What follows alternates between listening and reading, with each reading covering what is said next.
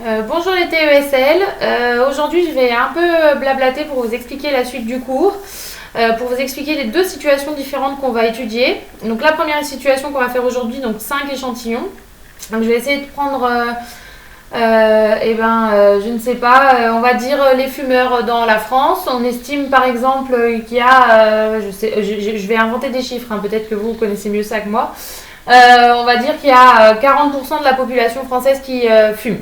Ce qui est complètement faux puisque ça doit être beaucoup trop élevé. On a 40% de la population française qui fume. Et donc du coup, ça c'est sur la France complète. Donc ça fait une proportion quand même assez grande. Donc du coup, ça veut dire que si je prends une plus petite population, par exemple si je prends Saint-Jean et que je compte le nombre de gens qui vont fumer, ce qu'on appelle une fréquence, c'est-à-dire que je fais un vrai échantillon sur un nombre fini de personnes, et bien forcément cette fréquence elle va être différente du 40%. Donc on a ce qu'on appelle un intervalle de fluctuation asymptotique qui va nous permettre de savoir dans quel intervalle cette fréquence va être. Donc c'est ça dont on va parler aujourd'hui. La deuxième chose dont on parlera donc dans le 6, vous verrez c'est différent. On a le pourcentage et on a la fréquence et on regarde si la fréquence est adaptée ou pas à ce qu'on a dans notre population totale. Donc aujourd'hui c'est juste, par exemple on a 40% de fumeurs dans la France, on va évaluer combien serait la fréquence par exemple dans Saint-Jean. Voilà, ça c'est ce qu'on va faire aujourd'hui. Donc je lis quand même les notations rapidement. Donc notation, on étudie un caractère dans une population, on appelle P la proportion d'individus possédant ce caractère dans la population. On prélève un échantillon de N individus, donc ce que je viens de dire, on est dans la France, on a P%, 40% de fumeurs. On prélève un échantillon de N individus, donc imaginons Saint-Jean, 1500 individus.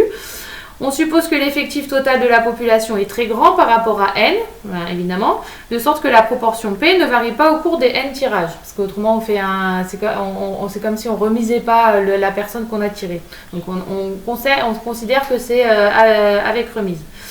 On note Fn, la variable aléatoire qui a tout échantillon de taille n ainsi constitué, associe la fréquence d'apparition du caractère dans cet échantillon. Donc Fn, ce serait la fréquence de fumeurs à Saint-Jean. Donc je ne peux pas la calculer, mais par contre je peux calculer ce qu'on appelle un intervalle de fluctuation, qui est un peu compliqué, vous avez vu. Donc ça, il faut que vous le reteniez. Alors vous allez voir les deux intervalles qu'on vous donne dans le cours, c'est les deux mêmes, sauf qu'il n'y a pas la même chose dans ce qu'on met là. Voilà, donc du coup ça c'est la fréquence. Donc du coup IN c'est P moins 1,96 racine de P 1 moins P sur N et la même chose avec un plus. Lorsque N est suffisamment grand, la probabilité que Fn appartienne à l'intervalle IN est proche de 0,95. Donc c'est pour ça qu'on l'appelle, vous allez voir dans les exercices, il y a souvent 95%, c'est le nom de l'intervalle. Donc vous allez voir dans l'exemple, dans l'exemple par exemple, regardez tout de suite, c'est pas grave, je ferai la remarque après. L'intervalle asymptotique au seuil de 95%. Vous n'utilisez jamais ce 95% pour calculer l'intervalle, c'est son nom. Donc vous laissez 95% de côté. Oui, la remarque, alors elle est importante en terminale ESL, parce qu'en fait, il vous demande de vérifier d'abord que les conditions pour calculer l'intervalle soient respectées. Donc ces conditions sont que n soit supérieur ou égal à 30. Donc par exemple, si je prenais Saint-Jean, ça marcherait, parce que 1500, c'est bien supérieur à 30. Ensuite, il faudrait que je fasse 1500 fois ma proportion qui était de 0,40, ça sera bien aussi supérieur à 5. Et inversement, 1500 fois 1 moins 0,40, donc 0,6 serait supérieur à 5. Donc mon exemple marchait bien. Et donc dans tous les exemples où vous allez utiliser ça, vous êtes obligé de le montrer. Donc on donne la proportion P d'un caractère dans la population étudiée et la taille N d'un échantillon de cette population. Examinez si les conditions d'utilisation de l'intervalle asymptotique au seuil de 95% sont remplies et dans l'affirmative, déterminez cet intervalle en donnant des valeurs approchées de ces bornes à 10-3. Donc on vous donne P 0,92, donc c'est ça qu'on va compléter. J'ai perdu mon stylo. Exemple, donc on vous donne P égale 0,92. Donc la première partie de mon cours, c'est juste, la première partie de mon cours et les exercices, ça sera juste calculer des intervalles. Donc la première chose, je vérifie que les conditions sont réalisées. Donc n égale 100, c'est bien supérieur à 30, donc c'est bon. Je calcule n fois P, ça fait 100 fois 0,92, ça fait 92. C'est supérieur à 5. J'en ai marre de ces stylos qui ne marchent pas. Ensuite, je fais n fois 1 moins p, donc ça fait 100 fois 1 moins 0,92. Et donc ça va faire 8 et c'est encore bien supérieur à 5. Donc ça, c'est les conditions pour que ça soit réalisé. Et donc ensuite, donc vous voulez calculer I100. Alors vous n'êtes pas obligé de l'appeler I100, mais dans le cours on l'appelle comme ça. I100, bah, vous remplacez dans votre formule le P par 0,92 et le N par 100. Donc pardon, 0,92 moins 1,96, 0,92, 1 moins 0,92 sur 100 racine, et vous faites pareil avec un plus. Alors, évidemment faire par entrée. Plus 1,96, on va essayer d'écrire petit, 0,92, 1 moins 0,92 sur 100 racine, et vous fermez votre intervalle. Donc ensuite, c'est un petit peu chiant à calculer. Alors juste, je vous explique, donc c'est à 10 moins 3.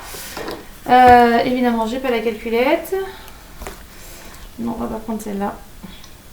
Donc si je fais avec ma calculette,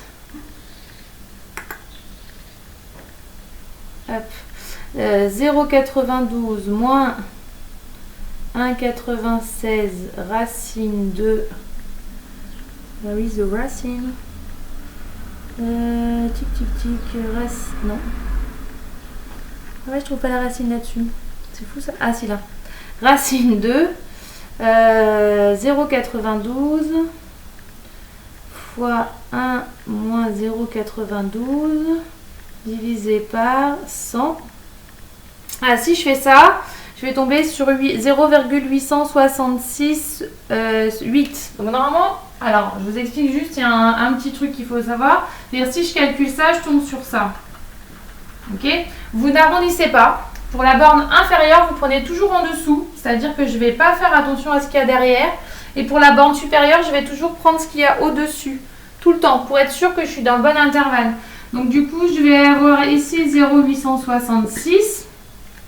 Et si je calcule le plus, 1,96 racine, maintenant que j'ai trouvé la racine, ça sera plus simple.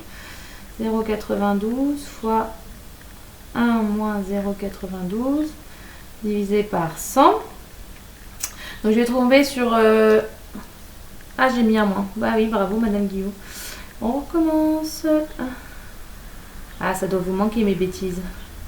Fois 1 moins 0,92 divisé par 100. Et donc on trouve... J'ai dû me tromper quelque part là? Non. Donc ça, je trouve 0,973 et donc je prends toujours au-dessus. Donc ça va faire 0,974. D'accord? Donc je prends toujours en dessous pour la borne inférieure et je prends toujours au-dessus pour la borne supérieure. Voilà, donc je vous laisse juste faire 2-3 exercices là-dessus, juste à calculer des petits intervalles. Et c'est tout. Pour l'instant, je ne vous expliquerai pas plus. Donc ça veut dire que la fréquence, par exemple, je ne sais pas, c'est un caractère qui est à 92% sur la France. Et ben, la fréquence que je l'ai sur 100 personnes, et ben, elle sera entre 86,6 et 97,4. Et si elle n'est pas entre ces deux valeurs, c'est qu'il y a un problème dans la population que j'ai testée. Voilà, on verra ça la prochaine fois.